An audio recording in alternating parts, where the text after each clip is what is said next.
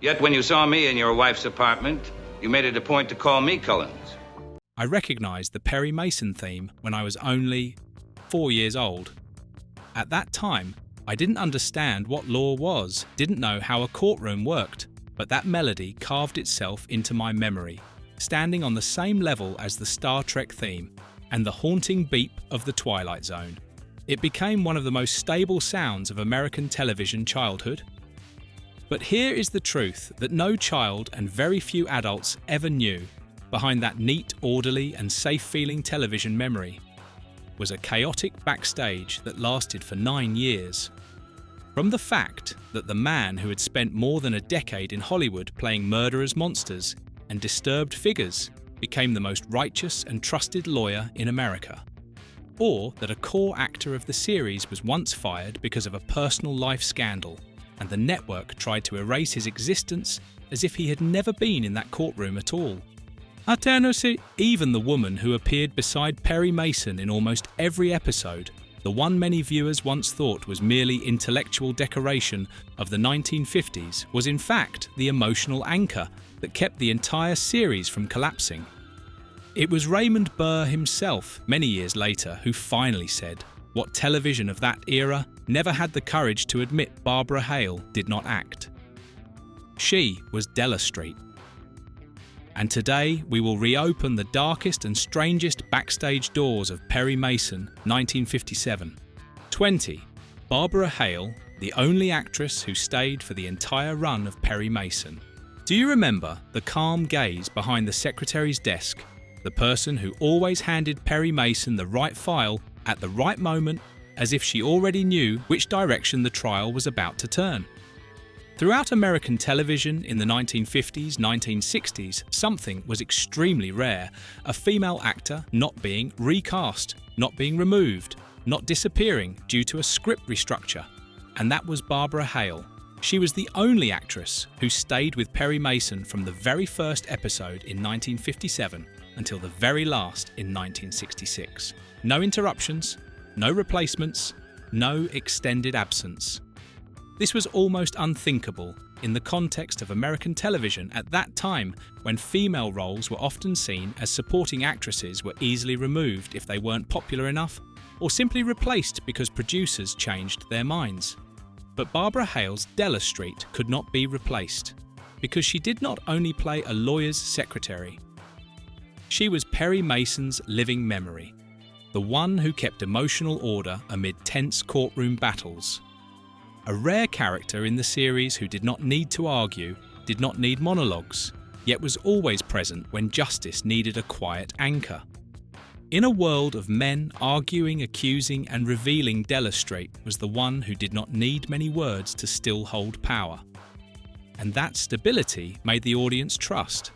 Not only trust that Perry Mason would win, but trust that in this world there are still people who stay until the end. 19. William Talman was fired because of a private life scandal. Do you still remember the face of prosecutor Hamilton Berger? The man who always lost to Perry Mason, yet never lost his composure, as if he was born to represent the other side of justice. Few people know that William Talman, the actor who played prosecutor Hamilton Berger, was once abruptly fired by CBS right in the peak period of Perry Mason. The reason was not on screen, but in real life. In the early 1960s, Talman was discovered to be involved in a party where illegal substances were used. In the context of American television at that time, this was not only a scandal, but a career death sentence. CBS immediately terminated his contract, removed his name from the series, despite Hamilton Berger being one of the most familiar characters to viewers. But the story did not end there. The backlash from the audience was so strong that the network hesitated. Fans wrote letters of protest. They were not defending his private life scandal, but they would not accept a Perry Mason without Hamilton Berger. To them, justice could not exist without someone to represent the losing side. CBS eventually gave in. William Talman was invited back, although his image was controlled more strictly than ever. The irony is, Hamilton Berger never won against Perry Mason in the courtroom, but in real life, it was the audience who helped him win against Hollywood. 18. Perry Mason. Almost never lost a case because of politics. Do you still remember that familiar feeling when the entire courtroom goes silent? Perry Mason stands up and asks just one question, and every eye already knows the game is over. The statistics sound almost absurd throughout the Perry Mason series. Perry Mason almost never loses a case. Not wins more than loses, but wins so overwhelmingly that if you binge watch, you will start to wonder, what is the opposing attorney even there for? The answer is not found in the criminal script. It is found in the political context of post-World War II America. The 1950s-1960s were a period when Americans were stepping out of war, entering the Cold War, and clinging to something extremely fragile, faith in the system. Television at that time was not only for entertainment, it was a tool to reassure society. And for the producers, allowing Perry Mason to lose a serious criminal case meant sending a dangerous message that American justice could be wrong. That was something CBS did not want viewers to even consider, not even once per week. Therefore, Perry Mason was built as a moral fortress. The law may be complicated, people may lie, but in the end, the truth will always be exposed, and the right person will win. Mason did not only represent his clients, he represented the belief that the system still works, that if you are innocent and patient enough, justice will find you before the episode ends. For 17, Raymond Burr, Hollywood's villain before becoming America's great lawyer. If you still remember that gaze when Perry Mason stands still before the jury, without grand speeches, without theatrics, only waiting for one precise moment to ask the finishing question, then you truly watched the series closely. That gaze was not learned in law school. It came from darkness. Before wearing the suit of Perry Mason, Raymond Burr was Hollywood's familiar nightmare. For more than a decade, he lived in the world of noir and monster films, murderers, psychopaths, characters heavy with the scent of violence. When he entered a frame, a corpse would follow. Burr did not play villains. He was in villainy dark, threatening, unforgettable. Therefore, when early Stanley Gardner, the father of Perry Mason, heard that CBS chose Burr to play the righteous lawyer, he was furious. Gardner imagined Mason should be tall, thin, classically styled, handsome, a clean hero. Burr was the opposite, heavyset, fierce, carrying the legacy of countless murderers on screen. Gardner strongly objected, calling the network threatening to withdraw, insisting that audiences could not believe that someone who once played killers would stand and defend the innocent. CBS did not back down. They saw what Gardner did not yet see: depth, gravity, lived experience. Burr did not need to perform integrity. He understood wrongdoing in order to know what integrity is. And when Burr stepped onto the set for the first time, everything aligned immediately. He did not act Perry Mason as a shining knight, but as someone who had gone through darkness and returned cautious, persistent, full of empathy. A lawyer who knows how to be silent, how to wait, who knows that the truth does not need to shout. 16. The lead actor collapsed from exhaustion but still kept filming. More than 270 episodes over 9 years. A number enough to wear down any actor. It would not be something to wow about if we know that almost every scene included Raymond Burr. For that reason, viewers could clearly see Perry Mason was not the kind of show filmed seasonally for fun. Raymond Burr had to carry the entire weight of the series, long legal monologues, interrogations, tense, like a tight string, constant rebuttals before the jury. Scripts studied at night. Filming began early in the morning. A 14-hour workday was normal. The consequence came exactly as anyone would predict, just that no one could stop it. In the middle of season 2, Burr collapsed right on set due to exhaustion and had to be hospitalized. Doctors gave him a clear choice: long-term rest or leave the role entirely. Burr chose neither. He returned in less than 2 weeks, continued wearing the suit, stood in the courtroom, delivered long dialogue lines as if he had never fallen apart. The network attempted to intervene, add more supporting roles, shorten his lines, even suggested splitting episodes so Burr could rest more. He refused. Burr's reason was not romantic, but very practical. People believe in Perry Mason. Lawyers watch to learn. Law students quote my arguments. I cannot leave them. 15. William Hopper, Under the Shadow of His Mother. You still remember Paul Drake always arriving at the right moment, providing the decisive clue, then stepping back so Perry Mason could take the front right. Few people know that behind that perfectly in-place, in-role presence was a pressure heavier than any case file. William Hopper played Detective Paul Drake, fast, practical, saying little and doing much. A character that seemed to carry lighter weight compared to the central attorney. But in real life, Hopper carried a massive shadow. His mother was Hedda Hopper, the most powerful gossip columnist in Hollywood, someone who could lift a star to the sky or bury them with only one newspaper column. The moment Hopper was cast, whispers spread across the backlot. Did Hedda pull the strings? The truth was less dramatic and more cruel. Hopper had acted for years, always small supporting roles, going to auditions on his own.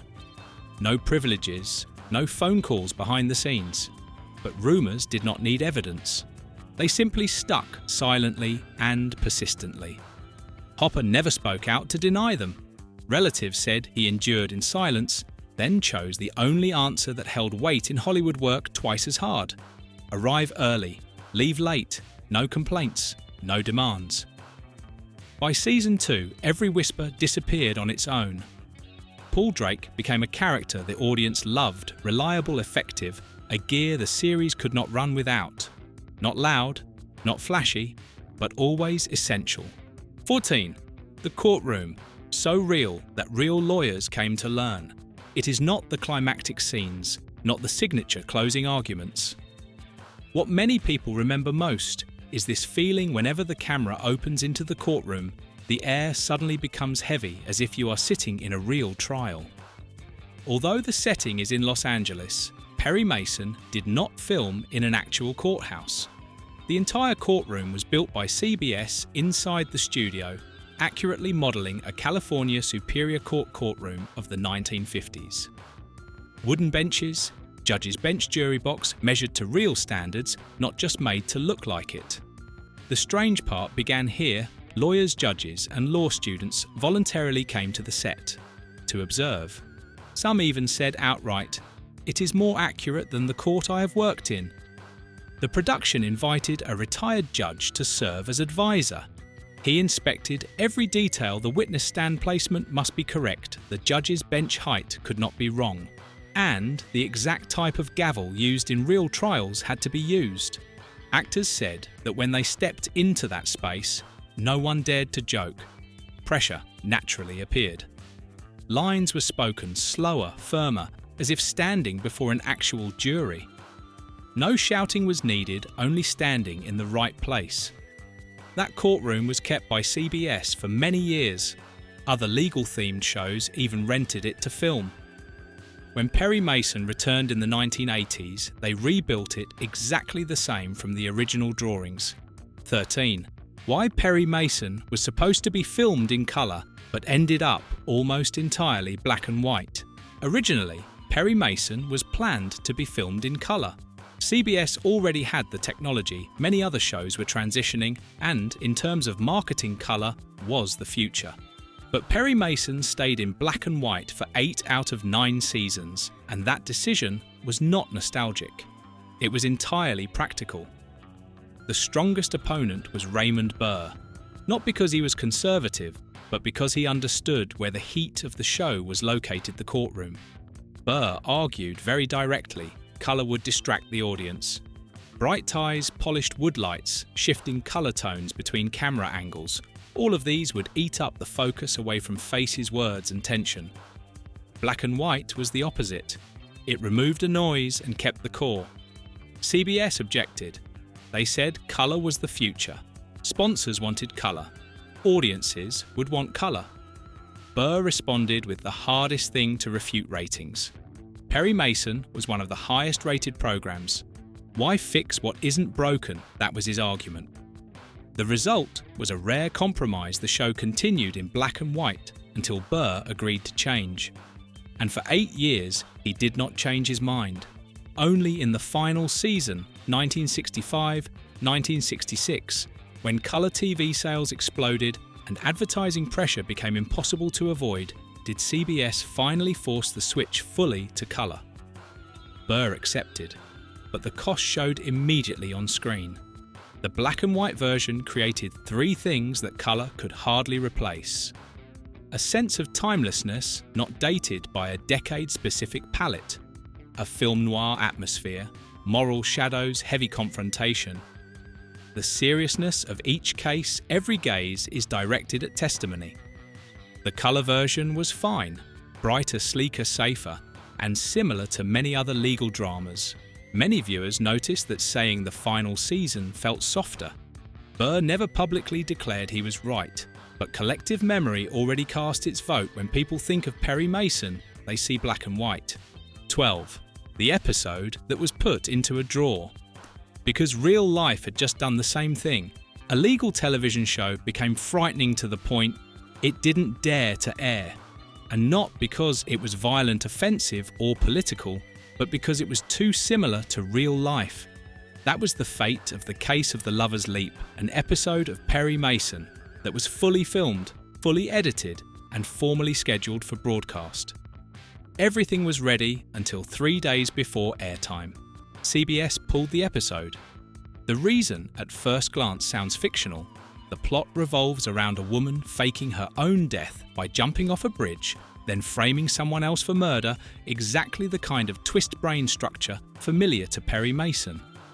But at that exact same time in real life, Los Angeles had just experienced a true bridge jumping case with details similar enough to be disturbing. Local police called the network. Their concern was very specific. Airing the episode could spark copycat behaviour or deepen the pain of the victim's family. When the tragedy was still too fresh, CBS did not hesitate.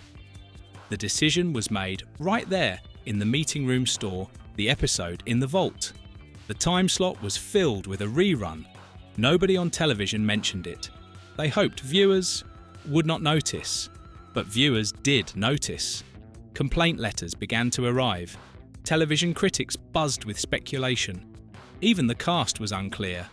Raymond Burr later said he did not know the episode had been pulled until weeks later. And so, for decades, The Case of the Lover's Leap became a ghost episode existing on paperwork in the memories of the crew, but unseen by anyone. Only when Perry Mason entered its syndication era did this episode quietly appear. No promotion, no fanfare, as if it had never caused trouble at all. 11. Behind the scripts. There was an entire team of real lawyers. Remember, the moment Perry Mason stood up in the courtroom, adjusted his tie, and said a single objection that made the entire room fall silent. That scene looked smooth on screen, but behind it stood an entire team of real-life lawyers behind the camera. Behind every case of Perry Mason, there wasn't just a screenwriter, but a full legal department. They did things that were very non-cinematic but extremely important, combing through each script to ensure the trial procedure was legally correct, checking the laws and case precedents that were mentioned, confirming that every objection would be valid in real-life court, making sure the way witnesses were questioned, confronted and presented before the jury matched real courtroom practice. They didn't give notes for fun. Lawyers rewrote dialogue, adjusted the staging, and even pointed out where actors should stand in the courtroom to resemble an actual trial most accurately. This caused not a few screenwriters to be annoyed. They complained that the schedule slowed down. Dialogue became too technical. Dramatic tension was broken, but early Stanley Gardner, creator of Perry Mason and also a practicing lawyer, did not compromise. He said very bluntly, "If Perry Mason breaks the law, real lawyers will stop watching. Law students will lose respect. And Perry Mason will no longer represent justice. Therefore, the legal team stayed." And the result is clear: law schools used Perry Mason to teach courtroom procedure. The American Bar Association praised the show for its accuracy. Many real-world lawyers admitted they learned how to argue before a jury from Perry's closing speeches. 10. The courtroom audience faces you have seen more times than you think. Remember those shots gliding past the jury benches where some people slightly tilt their heads, someone holds their breath, someone widens their eyes. Right when Perry Mason drops the deciding question. If you feel a sense of déjà vu, it's not your memory playing tricks on you. The audience inside Perry Mason's courtroom was not chosen randomly.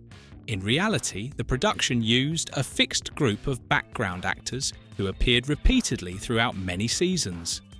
They were people who, hauptsächlich, were familiar with the rhythm of courtroom shooting, knew exactly which seat to sit in, knew when to gasp, when to frown, and when to quietly say, "Oh." Some faces appeared in more than 50 episodes, more than several supporting characters who even had lines.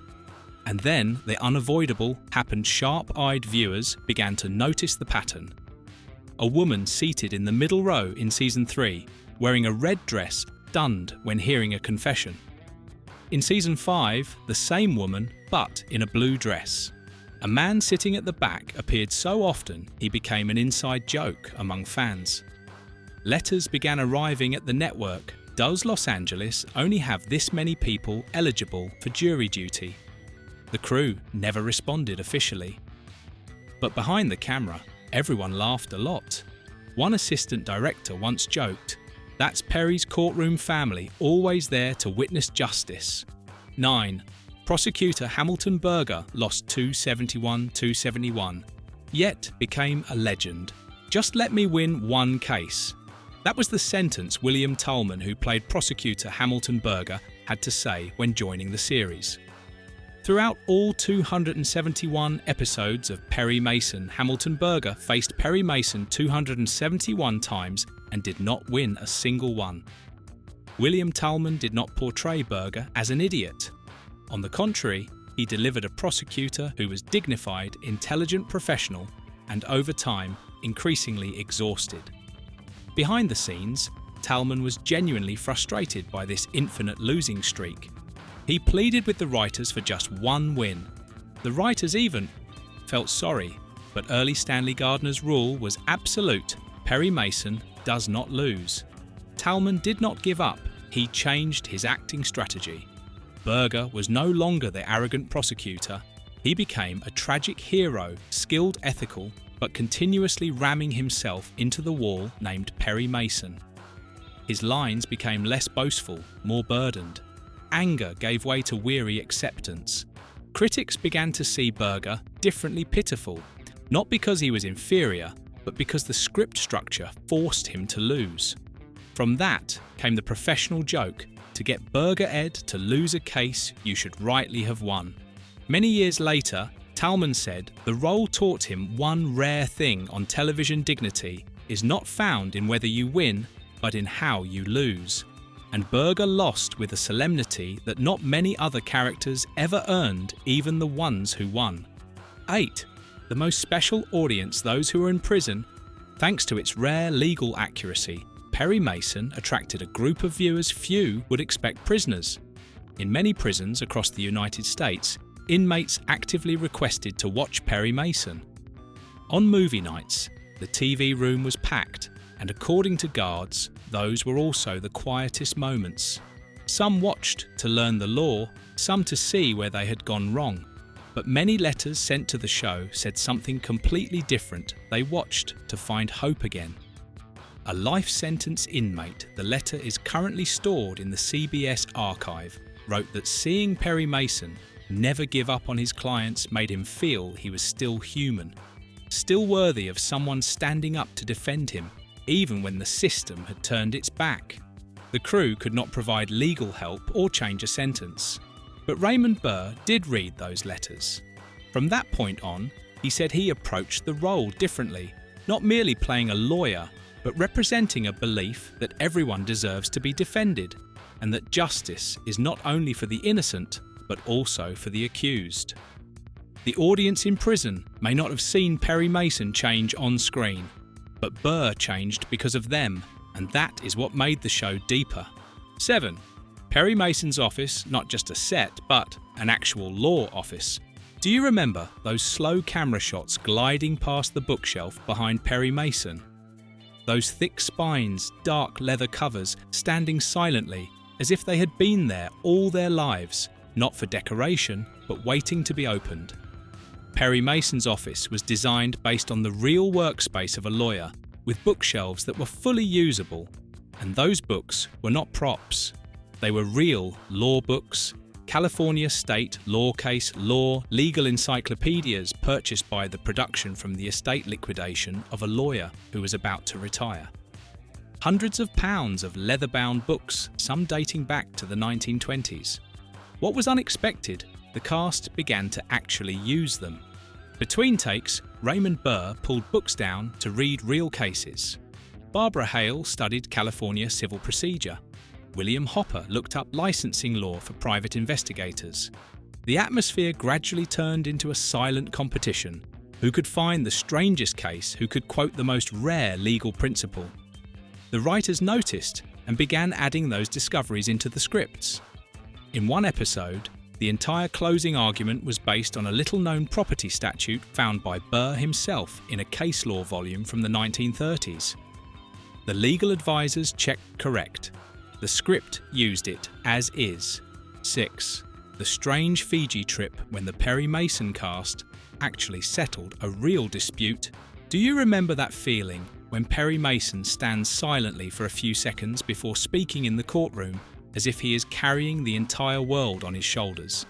That moment, it turns out, once happened. In real life, on a beach in Fiji with no cameras, no script. Between seasons 4 and 5 of Perry Mason, Raymond Burr organised a 2-week vacation in Fiji. He invited the main cast, several writers and some crew members, more than 30 people in total. No filming, no work, just rest. On the 5th day, while the group was sitting on the beach, a local resident approached and asked were they American actors. Then he asked them to resolve a land dispute between two families in the village. No lawyers, no court.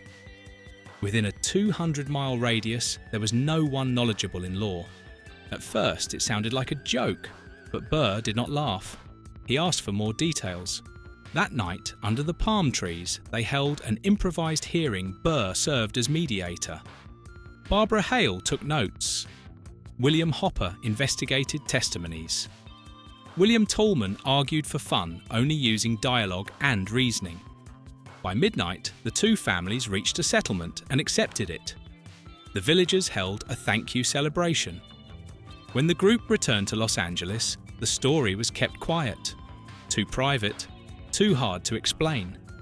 Many years later, Burr said it was his favourite Perry Mason moment. Not an episode, not an award, but a beach in Fiji where justice was not written in advance, yet still happened. 5. The second most frequent face after the main cast, and living two lives at the same time. If you ever noticed, the man who always sat silently beside the judge routinely stood up to call the case, swore in witnesses, and then sat back down. You may have been looking at the same face for nearly 10 years without realising it. That was Lee Miller, the actor who appeared the second most in Perry Mason only after the main cast. He appeared in over 200 episodes, always as the court clerk, no personal storyline, very few lines, but never absent. The special part is this. Lee Miller did not play a court clerk. He was a real court clerk in real life working in Los Angeles. CBS hired him at first only to increase authenticity for the courtroom. No one expected that collaboration to last 9 years. During the day, Miller worked at the real courthouse. At night, he ran to the CBS soundstage to do the exact same job in front of a camera. 2 shifts, 2 worlds, almost no sleep. Someone once asked why he didn't quit one of them. Miller answered very simply, he couldn't. The real courthouse needed him, and Perry Mason needed him too.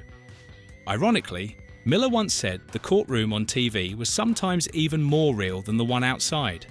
In a real court cases, drag-on compromises happen, and the guilty can walk free.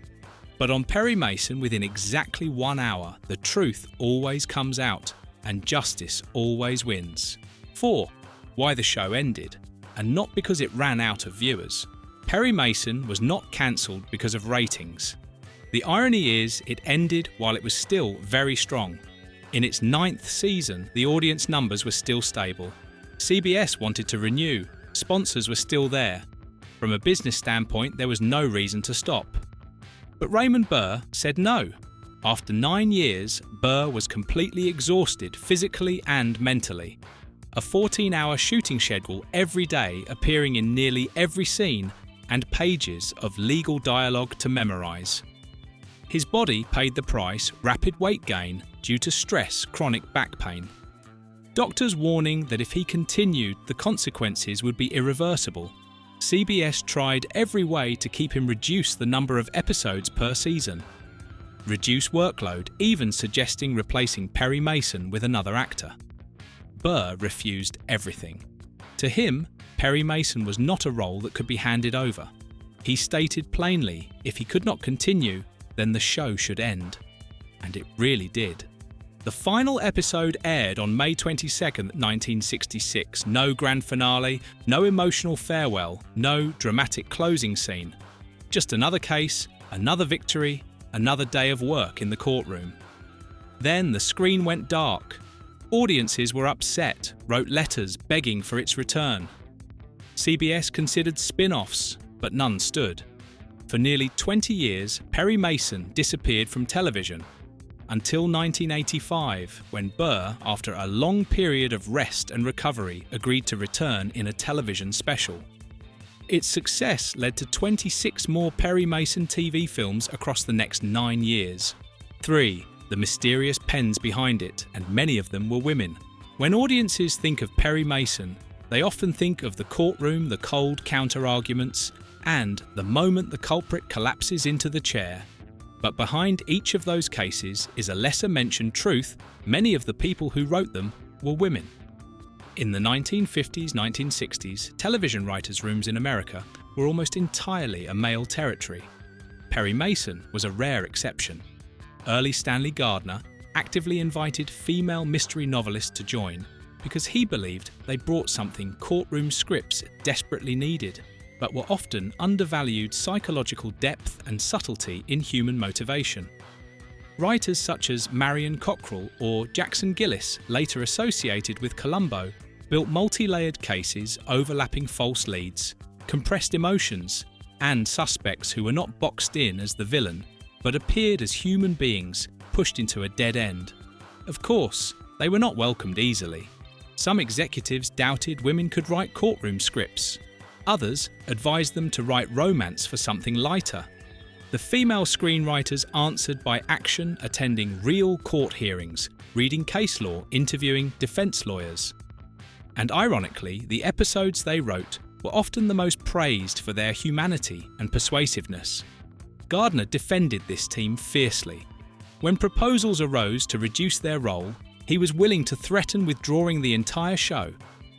As a result, Perry Mason became one of the few series of that era that kept women in core creative positions for many years. Decades later, when female showrunners are no longer unusual people, look back at Perry Mason as early evidence the barrier was never ability, it was permission. And Gardner, in his quiet way, opened that door long ago. 2. A line repeated more than 400 times and became a moral meme. Do you remember the moment when the entire courtroom suddenly went silent? The camera stopped on Perry Mason's face and someone lowered their voice, almost whispering, "Not objection." Not a legal climax, but an apology. The most frequently repeated line in Perry Mason is not familiar legal phrases, but "I'm sorry, Mr. Mason." It appears from the mouths of many people, suspects who have been cornered, witnesses who realize they have lied, victims who carry guilt, and sometimes even Hamilton Berger muttering it after losing yet another case. Writers estimate that throughout all 271 episodes, this line is spoken more than 400 times. So many that it became a cultural mark mocked, parodied by comedians, remembered by audiences. But that repetition is not accidental. It has a very clear function to affirm that Perry Mason is not only a lawyer who wins cases, but a moral authority. Characters do not apologise because they lost an argument, but because they have disappointed someone who represents justice. Raymond Burr understood that. He never acted those moments as triumph. On Perry's face, there is always fatigue, disappointment, and a hint of sadness, as if each confession is another piece of evidence that people have hurt themselves before they hurt the law. Therefore, Perry Mason is not a story of crushing the guilty. It is where victory always carries the weight of moral failure. 4 simple words. I'm sorry Mr. Mason encapsulate all of that. And decades after the series ended, the line still lives on as a way to acknowledge that we are not only wrong in law, but wrong with ourselves. 1. When Perry Mason ended, the real legacy had only just begun.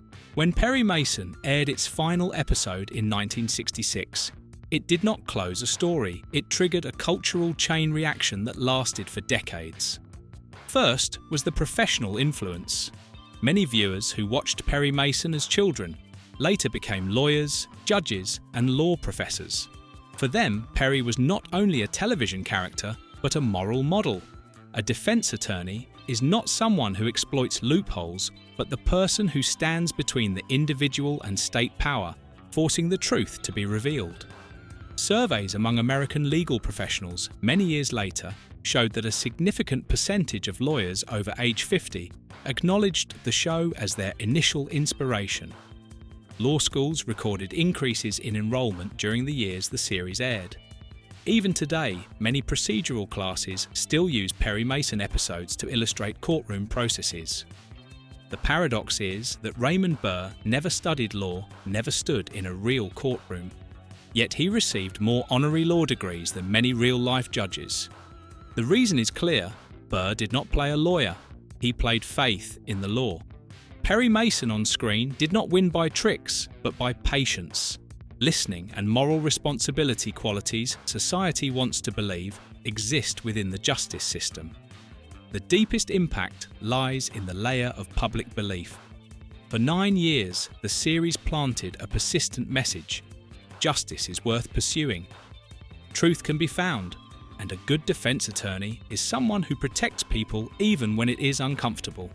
When millions of people share that belief over a long period of time, fiction begins to shape social expectations, and those expectations then feed back into the legal profession itself.